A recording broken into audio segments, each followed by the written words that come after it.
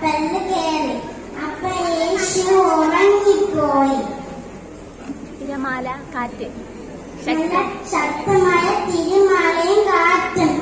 അപ്പൊ ശിഷ്യന്മാര് നിലവിളിച്ച് യേശു കേട്ടില്ല. അപ്പൊ യേശു ഉറങ്ങിയിരുന്നു. എത്ര നില